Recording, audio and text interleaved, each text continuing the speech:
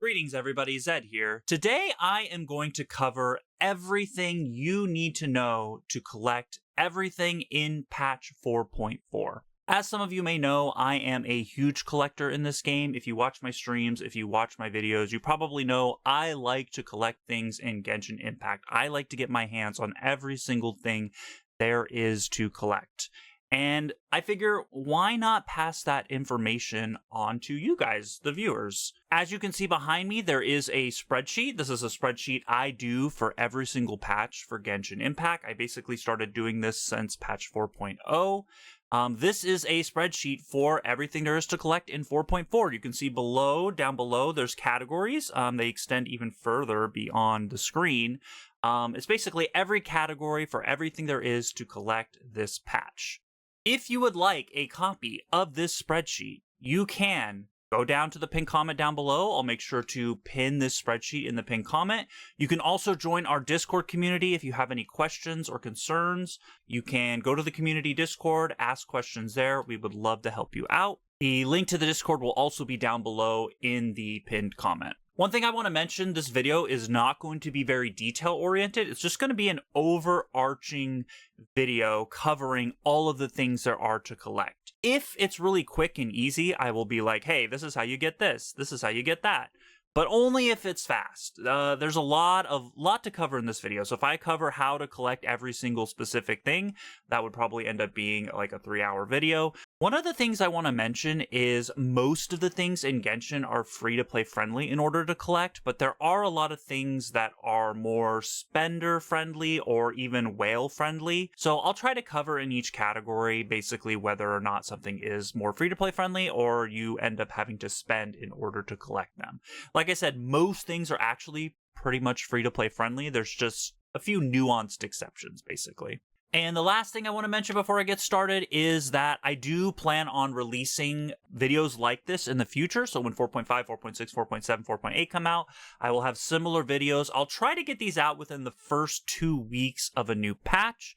I also plan on releasing a full collection tracker. I'm about halfway through working on that, so I will probably release that with the 4.5 video that I plan on doing for patch 4.5.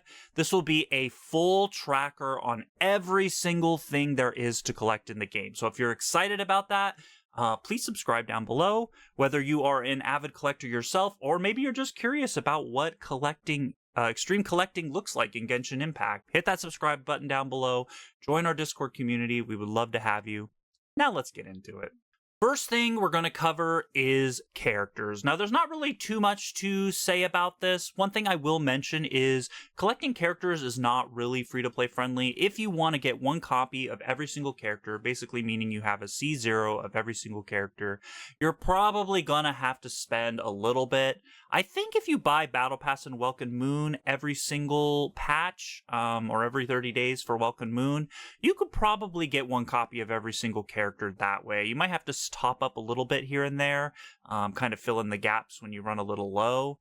But otherwise, I feel like getting one copy of every single character can be done as a low spender. Not really much else to say about these characters. We have Zhan Yun, who is a 5-star Animo Catalyst character, and we have Ga Ming, who is a 4-star Pyro Claymore character. Both of these characters are got through wishing in the first half of the 4.4 phase of the patch. By the time this video releases, you'll probably have about 1 more week or so to collect these 2 characters if you're interested in getting them. And then lastly, I do want to mention that with the addition of these 2 characters, we have a total of 78 collectible characters in the game. Kind of crazy, huh? We're getting really close to 100 total characters. Probably by the end of Natlan, we'll probably have 100 total collectible characters, which is absolutely nuts. All right, let's move on to the next category. The next category is going to be weapons here. Weapons are not free-to-play friendly at all. So I know we're kind of hitting on the 2 heavy hitters for whales and low spenders here first, but there are a lot of free-to-play friendly categories after this one. Weapons are not free-to-play friendly at all. You're going to have to wish if you're trying to collect every single weapon. So this is definitely kind of more of a whale category. But luckily for us in 4.4, there's only 1 new weapon. We have Crane's Echoing Call. This is Zhan Yun's weapon. Is her signature weapon, which can be got on the weapon banner, also in the first half of 4.4. Again, there still should be another week to collect this weapon if that's something that you're interested in, but again, you're probably going to have to whale. With the addition of this one weapon, there are now a total of 179 collectible weapons in the game. This ranges from your lowly 1-star weapon all the way to your signature 5-star weapons. One thing I also want to mention about weapons in this patch is if you watched my previous video, you'll know that there's new 3-star weapons in Leeway exclusive chests that you do want to make sure you collect. They are exclusive to chests in Leeway regions, and since we got the new Chenyu Vale region, which is a part of Leeway, there are 3-star weapons that are exclusive to Leeway. If you want to know more about that, make sure you watch my previous video. I'll put that up on the screen here. There also is a second Dark Iron Sword, which is a 3-star weapon as well. If you're interested in getting another copy of Dark Iron Sword, make sure you do not miss this. You can now R2 this 3-star weapon. There have only been 2 collectible copies in the game thus far, and one of them actually came in this patch. It is in a chest in a world quest. I will leave that information on screen here for you now. And one other thing I want to mention is that if you've been buying the Battle Pass every single patch since 4.0, we had 5 new Battle Pass weapons released in patch 4.0. If you've been buying every single Battle Pass, there's been 5 thus far, you can now have 1 copy of every single Battle Pass weapon. That was 4.0, 4.1, 4.2, 4.3, 4.4, making 5 total Battle Passes. So if you've been diligently buying the Battle Pass, you should now have an R1 of every single Battle Pass weapon if collecting weapons is your goal. All right, now let's get into more free-to-play friendly territory. We have Exploration here. Exploration, there are 3 new regions, 3 new sub-regions in Chenyu Vale, which is a new area that has been released as part of Leeway in patch 4.4. If exploration is part of your collecting goal, these are the 3 new regions here. You want to make sure you 100% on the map all 3 of these regions. This can be done by basically exploring the region, opening the region up, getting waypoints, chests. There's little doodads that drop mora all over the map. All of these things contribute to your exploration percentage on the map here. You want to make sure you get 100% on all 3 of these new regions. The nice thing to know is you don't actually have to get 100% of every single collectible thing to get 100% exploration on the world map here. I would guess you only need about 80 to 90% of what's actually collectible to get these 100% markers on the world map. So keep that in mind. You don't actually have to get every single thing. You just have to be fairly diligent in each region and collect as much as you can. Now, if you're actually interested in collecting every single chest in the new region, this section will be for you. We're going to cover chests now. This is completely free-to-play friendly. Luckily, collecting chests, there's no monetary expenditure you have to do to collect chests. The only area that has new chests this patch is Chenyu Vale, which again is the new area in Leeway for patch 4.4. If you are interested in collecting every single chest, you want to make sure you can go into your achievement section here. There's a new achievement section for Chenyu's Splendor right here. And if you're interested in collecting every single chest, you want to make sure this achievement marker, the Jade Mound Treasure Hunter, reads 333 total chests. If you have that number here in this achievement, that means you've collected every single chest that the new region has to offer. One thing I want to mention is there are a couple chests in the Zhan Yun story quest that you can get in the domain inside of her story quest. These 2 chests do not count towards this total, so keep that in mind. There's technically 335 chests, but if the chest doesn't count, I technically don't really care about mentioning it, honestly. All right, moving on to the next section, we have World Quests. Again, World Quests are completely free-to-play friendly, so if you're free-to-play, you can fully max out all of your World Quests in every region. This new area of Chenyu Vale has 8 new World Quests. I have them listed here on the screen. When I talk about World Quests, I'm really only talking about the world quests that are in the reputation menu. So you can see here, every single region has a kind of an ambassador for reputation, and this happens to be Leeway's. I'm only talking about, let me move off to the side here. I'm only talking about these specific world quests that are mentioned in the reputation window. So Leeway has 8 new world quests that I showed on the spreadsheet earlier, bringing us to a total of 60. There are no new world quests in any other region, so Mondstadt, Sumeru, Inazuma, Fontaine have no new world quests. All of the new world quests are centered in Leeway, and there are 60 total world quests now for Leeway. All right, moving on to the next section, we have achievements. Achievements, again, completely free to play. I don't think there's any achievement in the game that requires spending. There are some achievements that are favorable for spending, like opening up ley lines is definitely more whale friendly, but technically not whale mandatory. Every achievement in the game should be attainable, even as a free to play player. The new patch 4.4 has 46 new collectible achievements. I'll kind of scroll through them here. They're broken up into 2 categories. We have the Wonders of the World, which is a category, if you're an achievement collector, should be very familiar. It's the category that has the most achievements in the game, and pretty much every patch adds to Wonders of the World. There are 34 new Wonders of the World achievements to collect. And we have the new exploration category for Chen Yu Vale. This is called Chen Yu Splendor, and there are 14 new achievements in this category. Now, I'm not going to go into great detail about how to collect every single specific achievement here. Like I mentioned, there's 46 new achievements, so going over those each individually would take a lot of time. I will go briefly over this. There is the new Chen Yu Splendor category, and this is basically just exploring the new area. Are you opening up the world map by collecting all the waypoints? Are you collecting chests? Are you collecting Sealies? Are you doing world mechanisms to collect more chests? There is also, I want to mention, the mainline world quest is part of this category. So if you're doing the mainline world quest, which is Chen Yu's Blessing of Sunken Jade, that's basically every new area kind of gets one quest line. That's just basically like you exploring the new area, so that's what this is a part of. There also is the new Rain Jade Oblation here, which you want to raise to max level 10. You do this by basically collecting the equivalent of the Oculus in the region. They call them carps, I believe. When you collect all 50 carps and give them to this Rain Jade Oblation, you will max this out at level 10. You also get an achievement in that category for doing this as well. You also get a bunch of really neat rewards for doing this as well. The most notable for me being the Northland Billet Trove. These billets are rare supply, so getting these is actually fantastic. And you also get a name card too, which we'll go over in the future as well. And like I said earlier, there's 34 new achievements in Wonders of the World.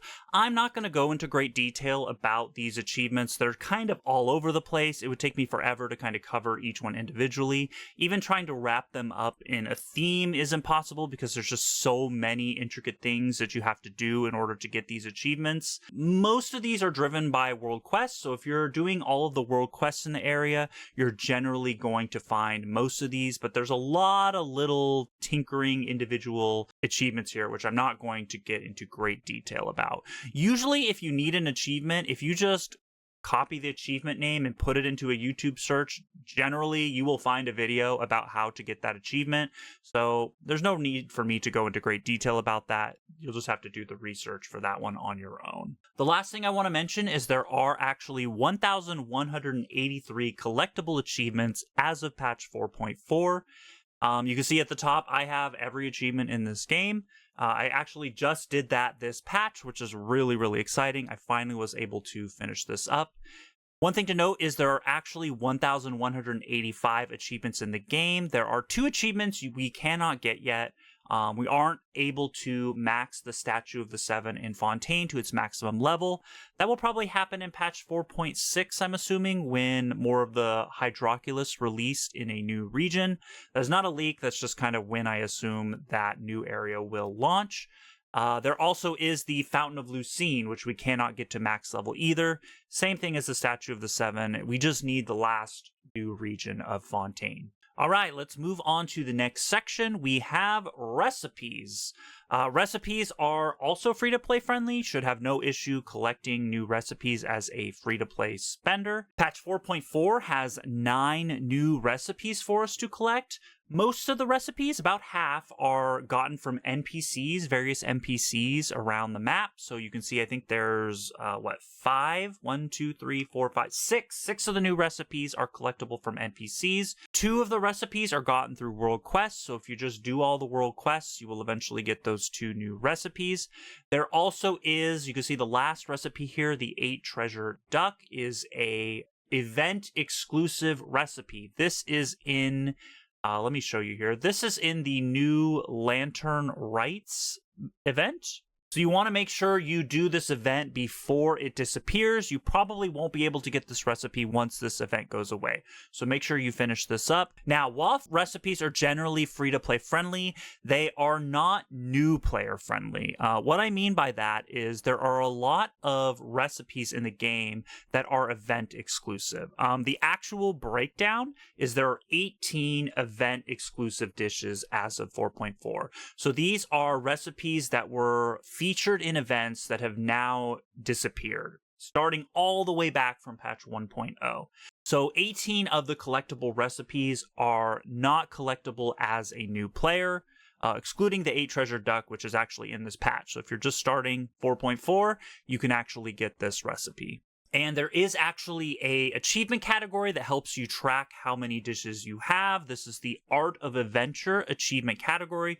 You can see here I have 186, so I have every single dish in the game. And even below it, there's an achievement that shows you when you max proficiency a recipe. This is basically when you cook it a certain amount of times to reach its max proficiency.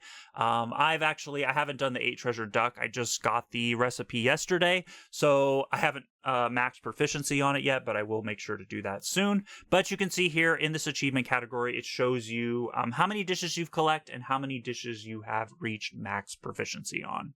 All right, let's move on to the next section. We have TCG. TCG is very free-to-play friendly, so that's a big bonus. There is no required spending in order to collect everything in the TCG. We have 4 new characters to collect. We have Cryohypostasis, Millennial Pearl Seahorse, Sayu, and Toma. We also have 11 new action cards to collect, and then since there are 2 copies of each, that brings us to 22 total new action cards. If you're interested in seeing how many action cards total there are, you can always go to Prince here. When you talk to Prince and look at your player level, they will show you all of the collectible characters and all of the collectible action cards here. So you can see this is the max amount you can collect as of patch 4.4. You can have 75 total character cards and 510 total action cards. Now, these aren't unique action cards. I do want to mention that. This is a copy of each card. So if you have 2 copies of the same card, it does count twice. And even when you collect a character, you get their talent cards. These are also included here. You can have 2 copies of every character's talent card as well. So again, this 510 is individual cards, including duplicates of the same card. The other thing with TCG collecting I do want to mention, this is an ongoing goal because so far it is not possible to fully buy out the card shop. They just haven't given us enough coins in the game. Even if you're a day 1 TCG player, you cannot get enough coins to collect every single thing. You can get pretty close, but not completely yet. But one thing I do want to mention is you do use coins to purchase. You know, that should be your first objective, is purchasing every single card in the game. After that, you want to make sure you're moving on to purchasing all of the provisions you can. There are all of these card backs here, which actually don't cost coins. They cost resources out in the world that you collect, so you want to make sure you're collecting all of these card backs. There's also the card boxes, which are really expensive. They released a new one, I believe it was sometime earlier. This isn't new to patch 4.4, but you want to make sure you try to buy this. Really expensive. There are also the skins for each card. This is the part that really is gonna break you, because these are really expensive. But as a collector, if you're trying to collect everything in TCG, it should be your goal to try to collect all of the skins. I basically personally have collected all of the skins except for the character ones. I tried to buy out all the cheaper skins first, and just to make it clean, make my inventory look really clean.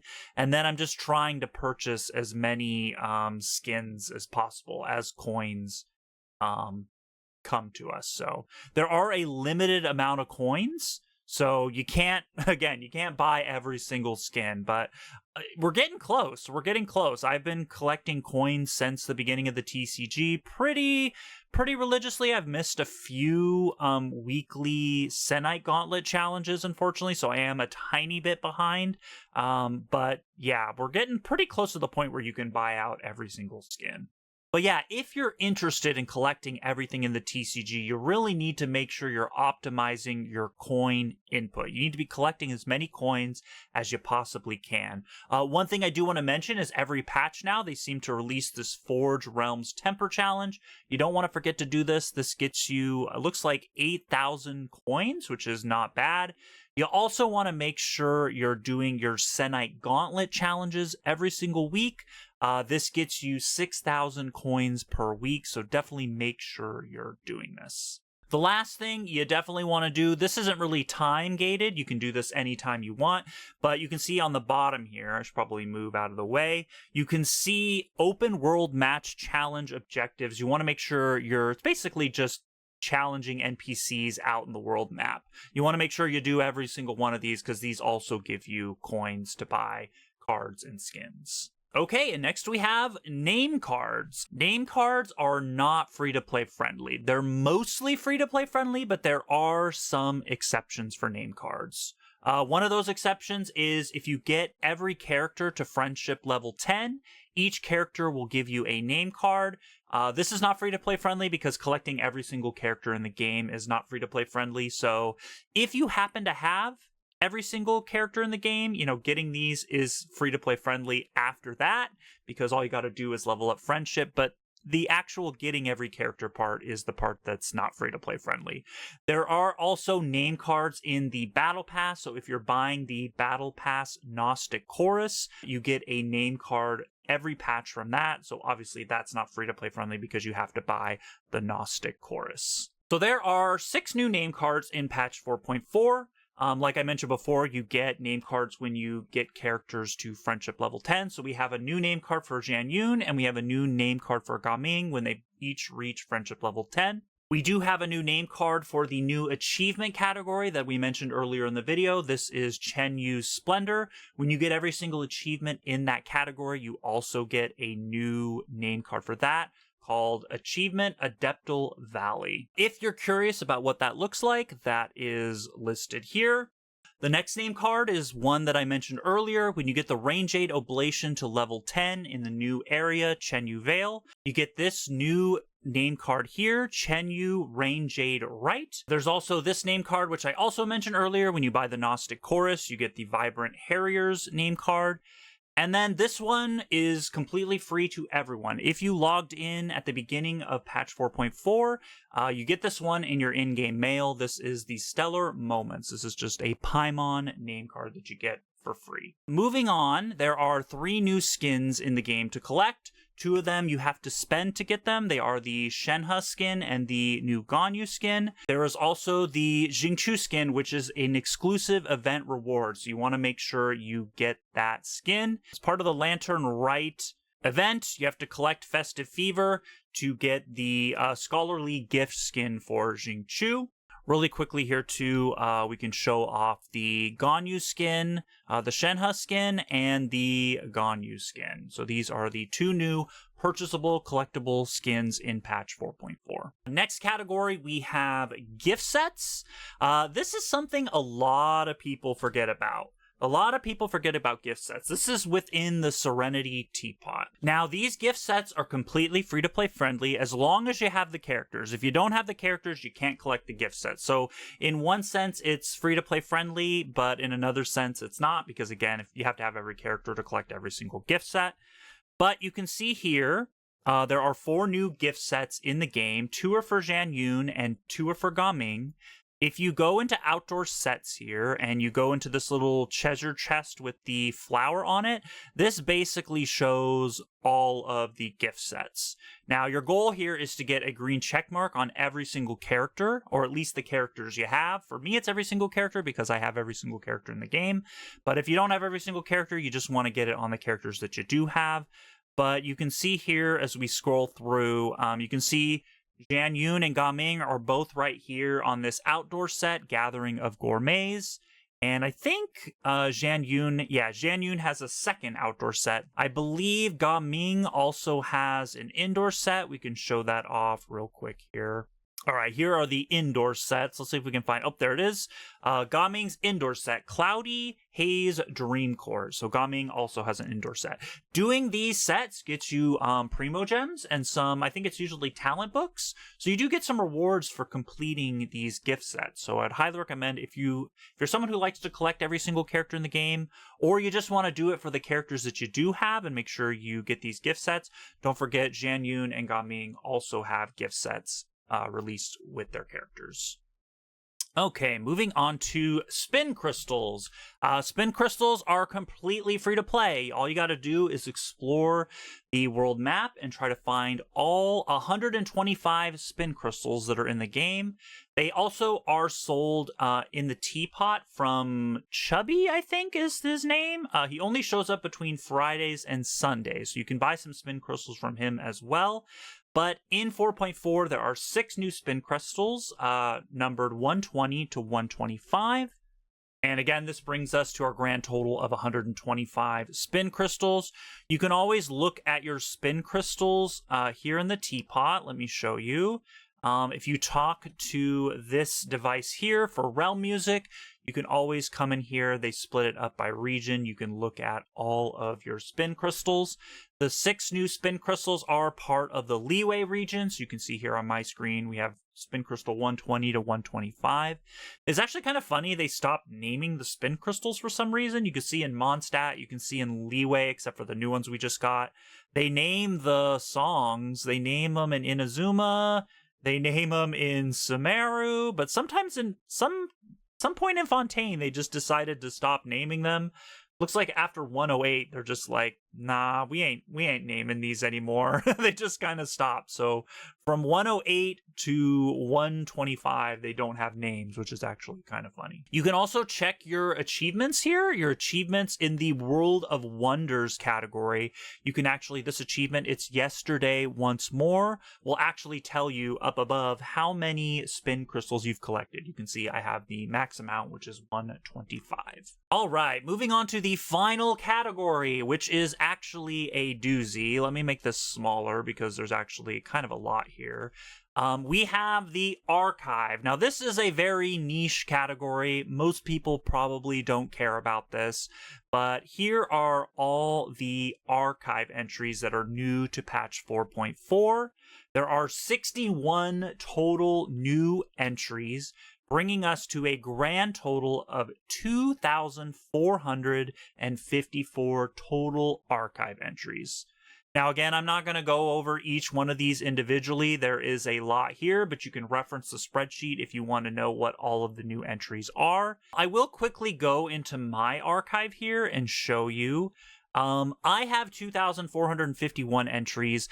The maximum collectible amount you can actually get are 2,452. The reason I am short one achievable entry is because of weapons. I am behind in the Battle Pass. I'm actually missing one of the Battle Pass weapons. I'm actually behind by one. An interesting fact about this, if you're curious, is kind of just a factoid here. If you've been buying the Battle Pass every patch since patch 1.0, currently, as of patch 4.4, you can have R5 of every weapon on the old Battle Pass. So there were 5 weapons in the old Battle Pass before Fontaine. You can R5 all of those weapons, and you can have 1 copy of every single new Battle Pass weapon. That's post 4.0. So we've had 25 battle passes before Fontaine came out, which let us R5 all of the old battle pass weapons. And then we've had 5 battle passes since 4.0 launch, which lets you collect 1 copy of every single new battle pass weapon. Again, I'm not going to cover every single archive entry here. There are a lot. This is not free-to-play friendly either. I do want to mention that, especially, it's mainly because of weapon collecting. I mean, if you're trying to collect 1 copy of every single 5-star weapon, good luck. You're not going to be able to do that. If you're trying to collect 1 of every single battle pass weapon, good luck. You're not going to be able to do that without spending. So that's mainly why the archive is not free to play friendly. Really, outside of that though, it mainly is. It's really just weapons. There is one other category here in materials under cooking. It's actually titled Food and Potions. In order to get every single recipe in the game, to cook every single dish, you have to be able to collect every single character, unfortunately, because every single character in the game has a special dish.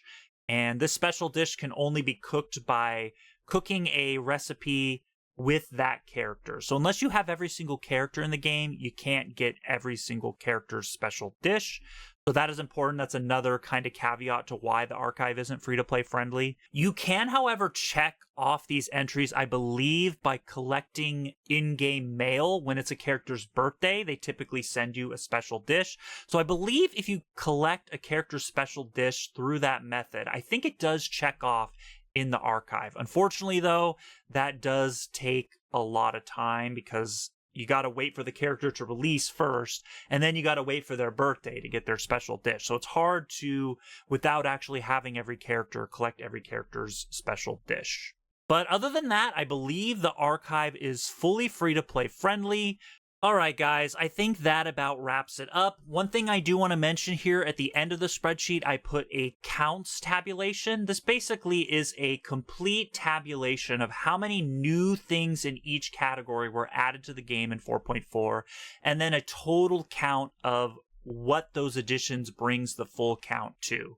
So you can see here in the counts tab, I just have line by line. I just kind of go through. It's just a nice little breakdown of every new addition to patch 4.4, and then how many of those things you can expect to have total as of this patch.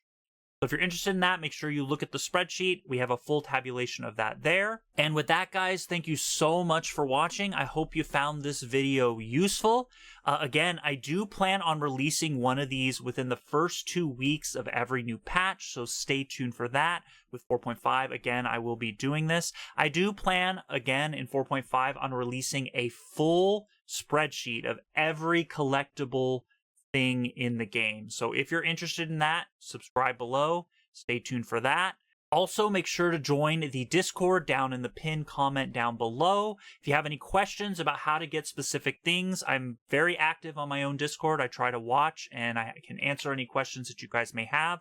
We also have a nice little growing community, so we would love to join you there. I do giveaways very frequently. If after this video launches, there are any corrections I need to make after I post the video, that will also be down below in the pinned comment. Please let me know if you find any mistakes. Other than that, I hope you guys enjoyed the video. I will see you guys next time.